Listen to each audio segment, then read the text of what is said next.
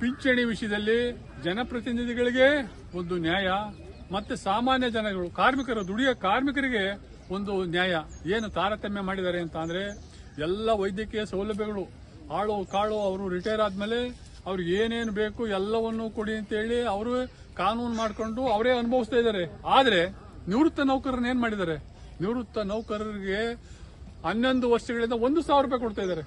1,000 ರೂಪಾಯಿನಲ್ಲಿ ಏನ್ ಜೀವನ ಮಾಡ್ತೀರಾ ಸ್ವಾಮಿ? 1,000 ರೂಪಾಯಿಗೆ ಏನ್ ಬರುತ್ತೆ?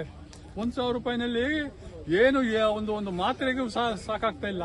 ಆದ್ರೆ ಅವರು ಮೆಡಿಕಲ್ ಅಲೋವೆನ್ಸ್ ಇದೆ, ಮತ್ತೆ ಅವರಿಗೆ 2 ಜನ ಬಾಡಿ ಗಾರ್ಡ್ಸು, ಮತ್ತೆ ಎಲ್ಲ ಸೌಲಭ್ಯಗಳು, ಮತ್ತೆ ಏನು ಈ ವಸತಿ ಸೌಲಭ್ಯ, ಪತ್ರಿಕಾ ಸೌಲಭ್ಯ, ಎಲ್ಲಾ ಸೌಲಭ್ಯಗಳನ್ನು ಪಡ್ಕೊಂಡು ಈ ರೀತಿ ಮಾಡ್ತಾರೆ ಅಂತ ಅಂದ್ರೆ ಏನು ಇದು ಭಾರತೀಯ ಸಂವಿಧಾನದಲ್ಲಿ ಇವೆಲ್ಲಾನು ಇದೆಯಾ? ಅದು ಎಲ್ಲರೂ ಸರ್ವರು ಸಮಾನರು ಅಂತ ಎಲ್ಲರೂ ಹೇಳ್ತಾರೆ. ಈ ಪ್ರಧಾನಮಂತ್ರಿಗಳು ಸಹ ಹೇಳಿದ್ದಾರೆ, 1 ನೇಷನ್ 1 ಪೆನ್ಷನ್ 1 ಎಲೆಕ್ಷನ್ ಅಂತೇಳಿ. ಇದು ಎಲ್ಲ ಎಲ್ಲಿ ಜಾರಿ ಇದೆ? ಇಲ್ಲಿ ಆಗ್ತಾ ಇದೆ? ಇದ್ಯಾವುದೂ ಆಗ್ತಾ ಇಲ್ಲ. ಕೇವಲ ಉಳ್ಳವರಿಗೆ ಕಾಲ ಆಗಿದೆ, ಏನು ಇಲ್ಲದವರಿಗೆ ಏನೂ ಇಲ್ಲ. ಏನ್ ನಡೀತಾ ಇದೆ ಇದನ್ನೆಲ್ಲ ನೋಡಿದಾಗ ಅತ್ಯಂತ ದುರಂತದ ಸಂಗತಿ ಇದು. ಭಾರತೀಯ ಒಂದು ಸಂವಿಧಾನದಲ್ಲಿ ಅಡಕಲಾಗಿರ್ತಕ್ಕಂಥ ನಿಯಮಾವಳಿಗಳನ್ನು ಉಲ್ಲಂಘನೆ ಮಾಡಿ ಇವರು ಈ ರೀತಿಯಾದ ಒಂದು ತಾರತಮ್ಯ ಮಾಡ್ತಾ ಇದ್ದಾರೆ. EPS ಕಾಯ್ದೆ 1995ರಲ್ಲಿ ಜಾರಿ ಬಂತು. ಸುಮಾರು 20-30 ವರ್ಷಗಳ ಕೆಳಗೆ ಬಂದಾಗ ಕರೆಕ್ಟ್ ಆಗೇ ಇತ್ತದು. EPS ಕಾಯ್ದೆನಲ್ಲಿ ಯಾವುದೇ ದೋಷ ಇಲ್ಲ. ಪ್ರತಿ 10 ವರ್ಷಗಳಿಗೊಮ್ಮೆ ಅದನ್ನ ಪರಿಷ್ಕರಣೆ ಮಾಡಿ ಹೈಯರ್ ಪೆನ್ಷನ್ ಕೊಡಬೇಕು ಅಂತೇಳಿ ಕಾಯ್ದೆನೆಲ್ಲ ಉಲ್ಲೇಖ ಮಾಡಿದ್ದಾರೆ. 2004ರಲ್ಲಿ ಪರಿಷ್ಕರಣೆ ಮಾಡಿದ್ರು, 2014ರಲ್ಲಿ ಪರಿಷ್ಕರಣೆ ಮಾಡಿದ್ರು, 2024ರಲ್ಲಿ ಪರಿಷ್ಕರಣೆ ಮಾಡಿ ಆ ಒಂದು ಬೆಲೆ ಸೂಚ್ಯಾಂಕಕ್ಕೆ ಅನುಗುಣವಾಗಿ ಅವರು ಪೆನ್ಷನ್ ಫಿಕ್ಸ್ ಮಾಡಬೇಕಾಗಿತ್ತು. ಆದ್ರೆ ಏನ್ ಮಾಡಿದ್ರು ಇವತ್ತು? ಬೆಲೆ ಸೂಚ್ಯಾಂಕನೂ ಇಲ್ಲ, ಯಾವುದೂ ಇಲ್ಲ. ಅದನ್ನ 11 ವರ್ಷಗಳಿಂದ ಕೇವಲ 1,000 ರೂಪಾಯಿ ಅಂತ ಅಂದ್ರೆ ಏನು ಕಾಯ್ದೆಗೆ ಬೆಲೆನೇ ಇಲ್ವಾ? ಒಂದು ಮಾನವೀಯತೆನೇ ಇಲ್ವಾ ಅವ್ರಿಗೆ? ಇವೆಲ್ಲವನ್ನು ಪ್ರಶ್ನೆ ಮಾಡ್ತಕ್ಕಂಥ ದಿನ ಮುಂದೆ ಬರ್ತಾ ಇದೆ ಸ್ನೇಹಿತರೆ. ತಾವ್ಯಾರು ಹೆದರ್ಬೇಕಾಗಲ್ಲ. ಯಾಕೆ ಅಂತ ಅಂದ್ರೆ ನಮ್ಮ ಒಂದು ಪ್ರತಿಭಟನಾ ಕಾರ್ಯಕ್ರಮನ ನಾವು ಇನ್ನೂ ಮಾಡೇ ಮಾಡ್ತೀವಿ. ನಮ್ಮ ಹಕ್ಕುಗಳನ್ನ ಪ್ರತಿಪಾದಿಸಿ ನಾವು ಪಡೆದೇ ತೀರ್ತೀವಿ ಅಂತಕ್ಕಂಥ ಮಾತನ್ನ ಈ ತುಂಬಿದ ಸಭೆಯಲ್ಲಿ ಹೇಳ್ತಾ ಇದ್ದೀನಿ ಸ್ನೇಹಿತರೆ. ನಮ್ಮ ಪ್ರತಿಭಟನೆ ಮುಂದುವರಿಯುತ್ತೆ. ಸಂಸದರಿಗೆ ಅವರಿಗೆ ಮನವಿ ಪತ್ರ ಕೊಡ್ತಕ್ಕಂಥ ಕಾರ್ಯಕ್ರಮ ಇದೆ.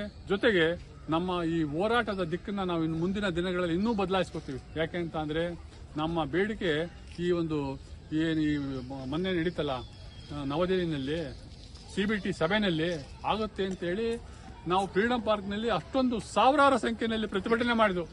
ಫ್ರೀಡಂ ಪಾರ್ಕ್ನಲ್ಲಿ ನಾವು ಮಾಡಿರ್ತಕ್ಕಂಥ ಪ್ರತಿಭಟನೆ ಕೂಗು ದೇಶಾದ್ಯಂತ ಸುದ್ದಿ ಆಯಿತು, ಎಲ್ಲ ಪತ್ರಿಕೆಗಳಲ್ಲಿ ಬಂತು.